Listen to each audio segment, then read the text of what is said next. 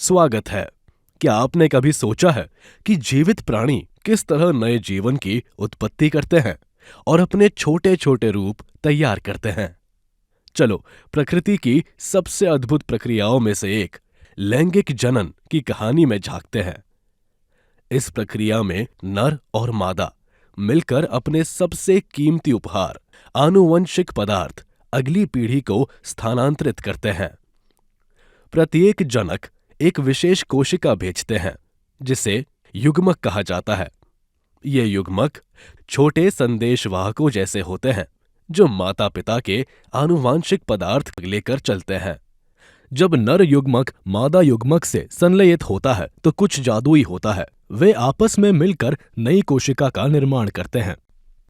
इस संलयन प्रक्रिया को निषेचन कहते हैं और जो नई कोशिका निर्मित होती है उसे युग्मनज कहते हैं, जो बाद में एक नए जीव में विकसित हो जाती है।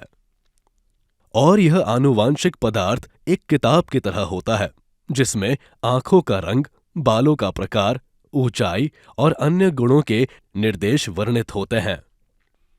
लेकिन ठहरिए, ये सिर्फ जानवरों तक सीमित नहीं है। पौधों में भी स्वयं की लैंगिक जनन की प्रक्रिया होती है। नर युग्मक पराग कणों में होते हैं जो पराग कोश के अंदर पाए जाते हैं, जबकि मादा युग्मक पुष्प के अंदर गहराई में स्थित बीजांडों में पाए जाते हैं। लेकिन ये पराग कण बीजांडों तक कैसे पहुंचते हैं? यहां आता है परागण, प्रकृति का सुंदर प्रस्तुतिकरण। हवा, कीट या पक्षी एक पुष्प से दूसरे पुष्प तक पराग ले जाते हैं।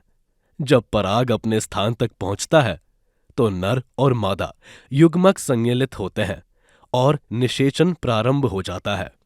इसके परिणाम स्वरूप एक युग्मनज का निर्माण होता है और शीघ्र ही यह एक बीज में विकसित हो जाता है जो नए पौधे के जीवन की शुरुआत करता है। जानवरों में भी यह प्रक्रिया कई तरीकों से होती है। यहां नर युग्मक को शुक्राणु और मादा युग्मक को अंडाणु कहते हैं। यदि हम मछलियों और मेंढकों को देखें तो उनके अंडे और शुक्राणु जल में छोड़े जाते हैं। वहां निषेचन होता है और एक छोटा सा युग्मनज अपनी यात्रा शुरू करता है। धीरे धीरे एक लार्वा मछली या मेंढक में विकसित होता है।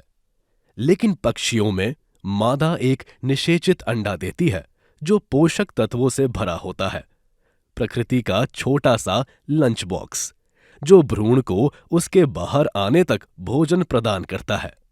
परंतु स्तनधारियों में, जिसमें मनुष्य भी शामिल है, युग्मक का मिलन मां के शरीर के अंदर होता है।